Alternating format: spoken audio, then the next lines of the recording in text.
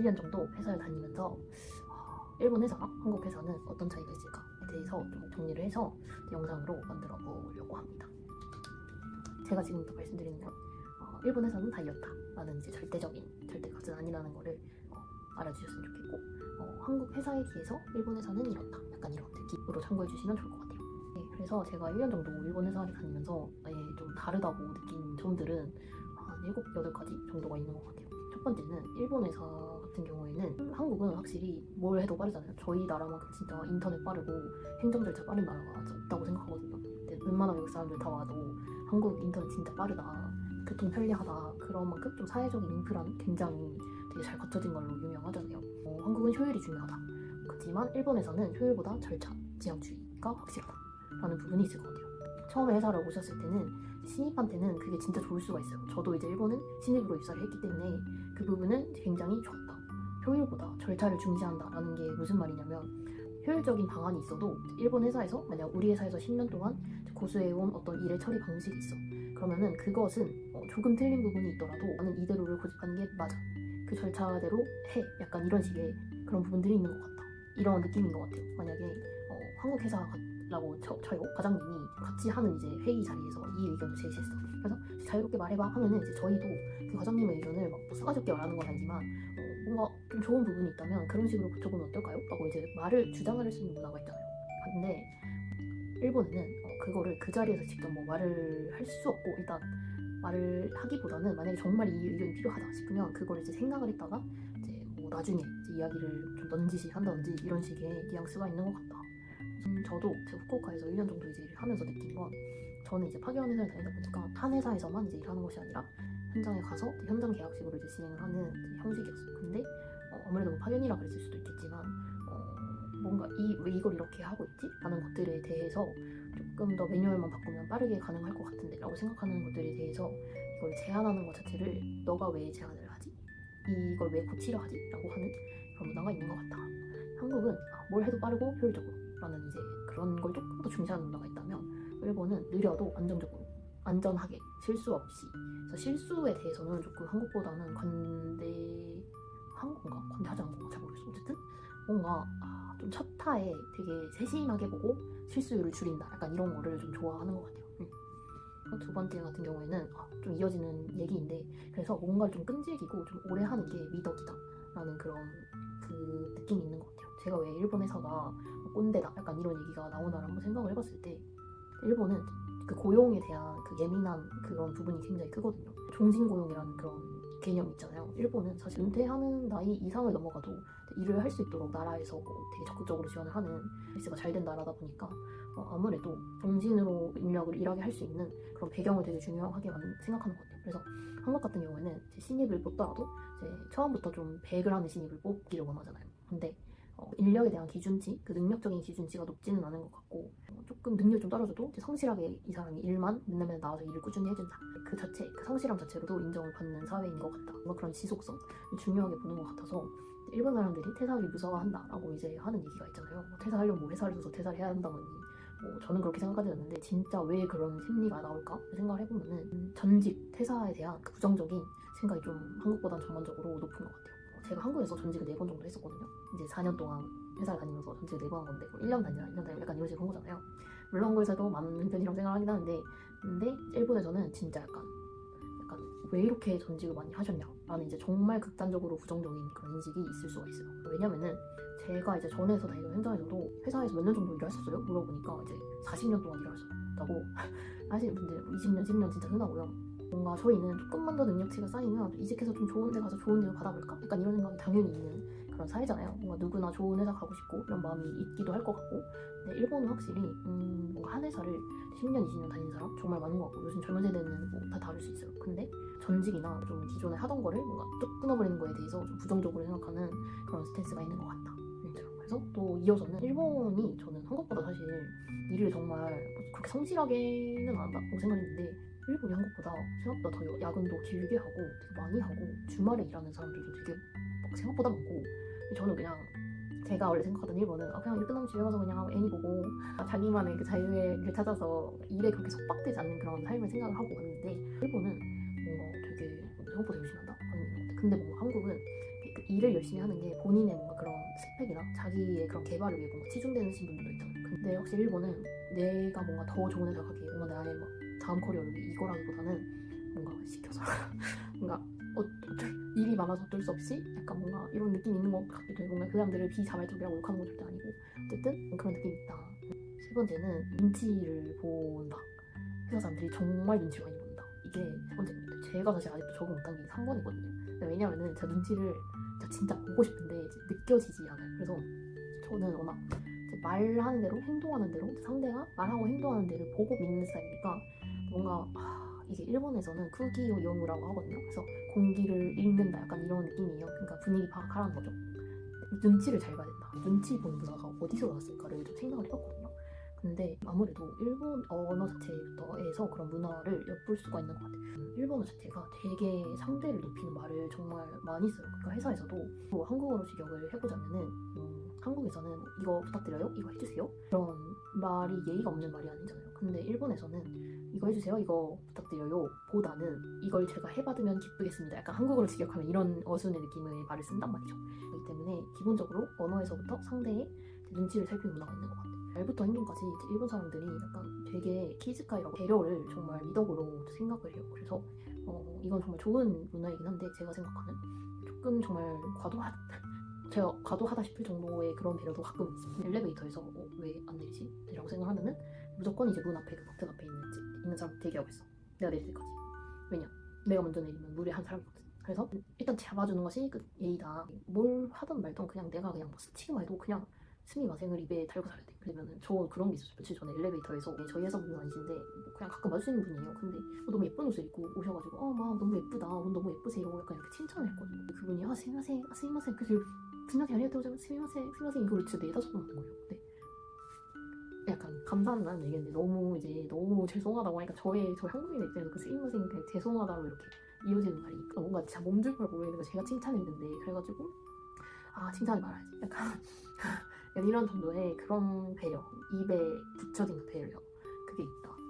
그런 일도 있었어. 그 10년 정도 일본에서 이제 일을 했던 한국 언니가 있는데 그 언니 정도면 이제 완전 진짜 10년 연차나 그래도 약간 과장급, 부장급 넘어서겠죠. 언니가 이제 일본인인 신입 사원분들이랑 같이 일을 할 기회가 있었대요. 근데 그 언니가 이제 일이 밀려서 어떨 때 야근을 한 적이 있었는데 그 일본 신입사원분이 9시 10시가 돼도 안 가더래요 집에. 그래서 왜 너는 분명히 저 사람이 일이 없을 텐데 왜 집에 안 갈까? 근데 그 언니 생각을 해서 왜 혹시 땡땡상 왜 집에 안 가세요? 이렇게 물어봤대. 근데 그분이 진짜 거짓말 안 하고 그 과장님이 일이 남아있는데 못 가시는 것 같아. 제가 혹시 도와드릴 일 없나? 혼자 공부하고 있었습니다. 이랬다는 거예요.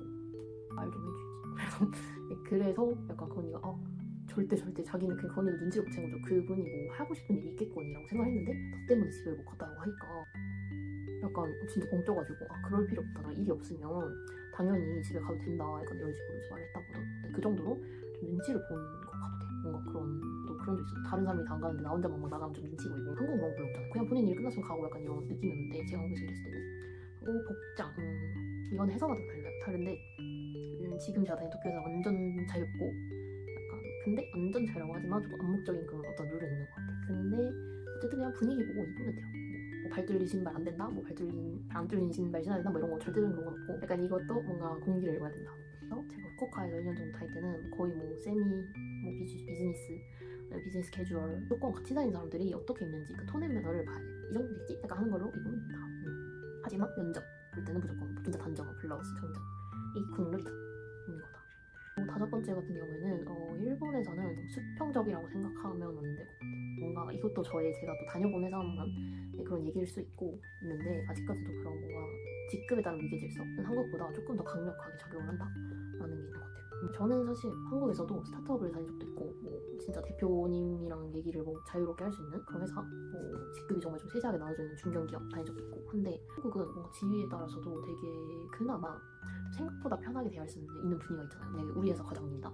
그렇게 막 좀 어렵긴 한데 막 그렇게 막 긴장해가지고 막 과장님 약간 이런 정도는 아니라고 저는 생각을 하거든요. 근데 일본은 부장님이나 과장님이라고 말을 하기 위해서는 일단 엄청난 경어와 정중어와 엄청난 비즈니스 매너와 엄청난 단정한 후크소 복장과 엄청난 긴장을 해야 되는 것 같은 그런 느낌이 있어. 왜냐하면 되게 정중해야 되거든요. 일단 부장님이 하라면 솔직히 질문을 한다? 이거 있을 수 없는 느낌. 그러니까 있을 수 있는데 질문도 되게 부드럽게 잘해야 돼요.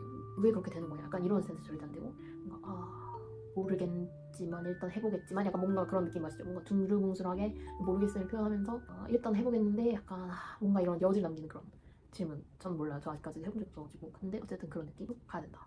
그리고 부장님들이 이제 사원 끝을 존댓말 거의 안 해요. 케바케긴 한데 회사마다 그게 좀 일반적이다. 그리고 좀 직급에 따라 발언의 자유도와 예의의 레벨이 좀 많이 달라진다. 한국에 비해서. 그럼 그렇다. 그리고 다음에는 모든 게 개인적이다. 회사에서는 완전 노터치 문화가 있는 것 같아요. 그래서 한국은 이제 솔직히 같이 막 새로 신입사원이 들어온다 하면은 뭐 팀 같은 뭐 팀이 있을 거예요. 아니에요. 그 신입사원에. 그래서 뭔가 새로 오신 그 신입사원 분을 위해서 뭐 환영 의미로 같이 식사를 한다던가 그런 게 있잖아요. 그죠? 없나? 제가 일할 때는 있었거든요. 같이 식사를 한다던가 이랬는데 일본은 진짜 없어. 있을 수도 있어요. 그리고 진짜 점심도 혼자 먹고 다 각자 이제 도시락 싸서 개개인 자리에서 이제 밥 먹는 것도 흔하고 진짜 밥 먹을 때도 진짜 조용해요. 그래서 약간 이거는 제가 다닌 이제 파견으로 이제 일했었으니까 그 약간 작은 그런 회사들의 이야기일 수 있어요. 어쨌든 약간 직장에서도 좀 친구의 개념이 생소한 거 같고 진짜 조용하게 진짜 폐 안 끼치고 정말 공부. 저는 처음에 진짜 체할 뻔했어. 제 음식 씹는 소리가 혹시 들릴까봐. 그래서 냄새 나는 것도 잘 안 먹고 그건 예의긴 하죠. 근데 어쨌든 그렇고 직장에서 그런 노터치 문화가 이어져서 뭔가 회사에서 친구란 건 별로 없는 것 같고 진짜 일하고 집 가고 이제 일이랑 회사 영역이 정말 따로따로인 것 같아요. 제가 좀 놀란 게 제가 이제 저도 파견을 일을 했다고 했잖아요. 근데 어떤 회사에 파견을 나갔을 때 다른 파견사에서 이제 파견 보내신 분들이랑 같이 일한 적이 있었거든요. 근데 어쨌든 그분들은 같은 회사잖아요. 저는 이제 혼자밖에 없었지만. 근데 한 분이 그 파견 회사에서 되게 새로 오셨어요. 근데 좀 당연히 점심시간 때 당연히 저분이 처음 오셔서 아무것도 모르는데 뭔가 서로 모여서 뭔가 점심이라도 함께 하겠지? 약간 이런 생각을 했는데 없는 거예요. 이것도 진짜 제가 파견이라고 할까? 어찌 모르겠는데 뭔가 저는 되게 차가운 느낌을 봤어요. 그런 데서도 뭔가 나뉘어져 있구나라는 생각을 하게 됐어요. 그래서 제가 그때 한참 그 후쿠오카에서 남자친구가 있었을 때 일본인 남자친구가 있었거든요. 근데 일본인 남자친구한테 이제 물어봤어요. 그 친구는 사실 이제 좀 공적인 회사에서 일을 하다 보니까 그런 데는 더 할 거라고 생각했는데 친구한테 회사 생활에 대해서 많이 물어봤죠. 너네 회사는 어떠냐? 근데 일을 하는 그 비즈니스적인 그 회사에서는 그 자기는 일단 친한 사람이 많긴 하대요. 어쨌든 거기서 5년 일했고 이제 고정된 사람들이라서 이제 친하긴 한데 아무리 친해도 회사에서 친해진 사람하고 이제 사적인 영역으로 들어가기까지는 진짜 저 사람한테 뭐 정말 큰 관심이 있지 않으면 뭐 불가라고 하더라고. 그래서 회사에 만난 사람한테 자기는 인스타 계정을 공유하는 그 계정이 따로 있고 자기 진짜 그 중고등학교 때부터 알고 지냈던 친구들이랑 공유하는 계정이 따로 있고 또 자기만의 계정 따로 있고 약간 진짜 이렇더라고. 그래서 나한테도 혹시 다른 거 알려준 게 아닐까 라는 생각이 지금은 헤어졌으니까 하긴 하시겠다. 근데 뭔가 이것도 어디서 이어졌냐라고 생각을 하면 일본에는 그 하라라고 해가지고 하라스멘토를 줄인 말이 있거든요. 그래서 회사에서 정말 이거를 되게 금기하는 것 중에 하나예요. 그래서 예를 들면 세쿠하라라고 하는 거는 약간 성적인 그런 느낌으로 뭐 파와하라라고 해서 되게 뭔가 일적으로 업무적으로 이제 자신의 권위를 이용해서 괴롭히는 그런 하라들이 있어. 그러니까 아무래도 그런 사적인 얘기나 업무적인 영역에서의 그런 교류를 좀 조심하는 이유가 거기에도 있는 것 같아요. 뭔가 그런 하라를 하게 될까봐 이런 느낌도 있는 것 같아요. 그렇다. 그리고 7번째는 이제 한국에 비해서 더 한 1차, 2차, 3차, 4차까지 생각을 해야 된다. 그러니까 회사 사람의 말대로 고지고대로 받아들이면 안 된다. 이게 뭔 말이냐? 앞에서 말했듯이 일본은 되게 상대의 기분을 고려하는 문화가 있어요. 그래서 이제 좀 솔직하다, 일본인은 솔직하지 않다는 그런 말 있잖아요. 그 말이 제가 봤을 땐 여기서 나온 것 같기도 해요. 이런 뭔가 앞에서는 솔직하게 말하지 못하는 그런 문화? 저는 그래서 3번도 힘듦에서 약간 연장돼서 저도 이 부분도 아직도 진짜 적응을 못했거든요. 아직도 힘들어요. 저 사람이 진짜 요즘 뭔지 모르겠어서 이제는 그냥 파악을 하려고 생각 안 하고 그래 네가 말한 대로는 알아듣겠다 라는 느낌인 것 같아요. 제가 또 MBTI가 ENTJ여가지고 저는 그냥 만약에 저 사람이 괜찮네 라고 하면 괜찮은 거겠지. 근데 좀 나쁘진 않을지도 라고 생각하면 나쁘진 않긴 한데 그냥 괜찮은구나 라고 이제 받아들일 것 같아. 진짜 잘 생각해보면 일본 사람 입장에서 나한테 꼽졌구나 라고 생각할 수 있는 포인트들이 되게 많았던 것 같아요. 제가 실제 회사에서 겪은 얘기인데 마감 기한이 뭐 금요일이니 업무가 있었어. 근데 그거를 화요일까지 해버린 거예요. 보고를 했는데 저보고 그 보고 받으신 상사분이 되게 빠르다 조조님은 되게 일하는 속도가 되게 빠르시네 라고 하고 그거는 빠르게 하기보다는 좀 천천히 해도 괜찮아요. 유크리 시대가 다이저브 됐어요. 약간 이런 식으로 말을 한 거죠. 근데 저는 빠르게 했다고 해주시니 감사한걸? 끝. 근데 천천히 해도 괜찮다. 그치 금요일까지니까 끝. 약간 이렇게 생각을 하고 끝. 여기서 이상한 걸 못 느꼈어요. 저 아직도 그게 왜 이상한 건지 모르겠는데 근데 제가 알아듣는 그게 아니었던 거죠. 그 상사분이 그래서 그 뒤에는 그렇게 말하시더라고요. 이건 사실 그렇게 빨리 보고할 필요까지는 없지 않았나 라고 나는 생각을 했기도 했다. 이런 식으로 약간 조금 더 저한테 힌트를 주는 거죠. 그러니까 넌 너무 빨리 했다. 넌 너무 빨리 보고할 필요는 없었다 라는 거였죠. 그래서 저는 그때도 약간 빠르게 해도 뭐라 그래, 솔직히 말하면 빠르게 한 게 뭐 문제야? 약간 이랬던 것 같아요. 지금도 솔직히 빠르게 한 게 뭐 문제야? 라는 생각은 지울 수가 없어. 사람의 입장에서는 아마 그렇게 생각했을 때 너무 대충 한 거 아니야? 이렇게 생각할 수 있는데 그건 약간 이렇게 느꼈던 거죠. 근데 다음은 어떤 일이 또 있었냐면 저보고 어떤 선배가 그 업무를 지시를 했는데 그 업무를 하기 위한 파일을 같이 또 업무의 순번 공유해주지 않았어요. 근데 제가 하도 말 안 해준 거잖아요. 처음이에요, 이 업무가. 그래서 하도 찾다 모르겠어가지고 그 선배한테 물어봤어요. 근데 선배가 이건 아마 어디에 있었나? 거기 어디쯤에 있었나? 막 이러는 거예요. 그래서 선배는 모르나 보다. 그래서 저는 계속 찾았어요. 근데 알고 있을 것 같아. 일단 찾았어. 근데 그래서 찾다 해도 안 나오는 거예요. 그래서 선배 혹시 이전에 비슷한 업무 했던 적 있으시냐라고 물어보니까 했던 것 같은데 기억은 안 나는데 어디쯤에 있나? 막 계속 이러는 거예요. 그래서 약간 저는 그 순간에 이제 한 두세 번째 계속 그러니까 알고 있네. 아는데 나한테 직접 얘기를 안 해주는 거구나. 왜냐? 왜 그럴까? 그래서 일단 진짜 짜증나는데 약간 조금 더 자세하게 짚어진 부분을 약간 유추해가지고 저 혼자 검색하고 난리치고 막 별거 다 있어요. 10분이면 할 수 있는 거를 1시간 반에 걸려서 그 대역을 찾았거든요. 그래서 마지막으로 제가 봤는데 그 선배가 그 업무를 했던 대역이 진짜 일주일 전에 그 업무를 했던 그 대역을 보고한 거를 메신저에 적어놓은 거예요. 근데 제가 너무 그걸 보고서 1시간 동안 그걸 보고서 그냥 링크 알려주면 되지 그렇게 왜 저러지? 제가 까먹었었나? 얘기를 해가지고 이거를 그 링크를 복사해가지고 선배한테 보내가지고 물어봤어요. 여기 이렇게 있는데 혹시 이거 이렇게 해도 되는 게 맞냐? 최종 확인차 여쭤본다. 이렇게 물어봤더니 선배가 여기 있었네? 이렇게 하시면 되는 거예요. 이러는 거예요. 근데 저는 솔직히 선배가 몰랐다고 생각하지 않아요. 왜냐면 자기가 일주일 전에 한 일을 제가 몇 번을 지금 약간 비슷한 걸 찾아서 물어봤고 본인이 이걸 시켰고 내가 봤을 때는 너가 알아서 그걸 찾아야지 물어보면 안 돼. 약간 이런 느낌이었던 것 같아요. 그럴 수 있죠. 제가 열심히 안 찾아본 것처럼 됐으니까 괘씸할 수 있는데 이해는 안 되는 거죠. 그래서 저한테 물어봤어요. 근데 중요한 건 그 선배가 업무를 처음 시켜놓고 매뉴얼도 없는 상태에서 가이드라인도 없는 상태에서 제가 그걸 떠맡은 거여서 일본식으로 보자면 그건 좀 꼬장이었던 것 같다 이런 식으로 남자친구도 얘기를 하더라고요. 어쨌든 그렇다. 일상적으로 업무를 할 때 뭔가 궁금한 게 있어도 너가 좀 찾아봐. 저도 일을 할 때는 그렇게 해야 된다 생각하거든요. 근데 궁금해하지 마. 궁금해도 하지 마. 이게 중요한 거야. 그러니까 약간 너가 찾아봐. 이해해. 내가 손을 봐야지. 내가 할 일이니까. 근데 뭔가 의문 찾아도 안 나오거나 뭐 의문점이 있거나 내가 이거를 확인할 필요가 있으면 내가 이걸 질문했을 때 그 사람이 정확하게 알고 있으면 정확하게 대답을 해줘야 될 의무도 있는 거잖아요. 우리 일을 잘하기 위해서 싸우러 간 거잖아. 근데 궁금하지 마. 그랬던 거죠. 아무튼 그렇게 돌려 말하고 은은하게 알려주는 문화. 저는 이렇게 있었고 제가 1년 동안 gem바에 들어간 현장 gem바라고 하거든요. 그래서 뭐 계약한 gem바마다 3개월 또는 6개월 1년 동안 일을 하는 그런 것들에 있었어서 조금 더 제가 겪은 게 편파적인 내용일 수도 있는데 아무래도 일본에서 회사를 다니시는 분들은 조금 공감하실지도 모르겠어요. 그런 어느 정도의 경향성이 있다라는 점들은 맞는 것 같고 사실 제가 지금 다니는 회사도 되게 자유로운 회사인데도 불구하고 어느 정도 제가 느끼는 좀 그런 진짜 일본 회사의 큰 차이점 이런 것들이 있거든요. 제가 진짜 엄격한 gem바에 한번 떨어져서 이진에 당한 적도 있어요. 눈치 없는 ENTJ 한국인이라서 뭔가 당하기 싫었을 것 같기도 한데 시켜라.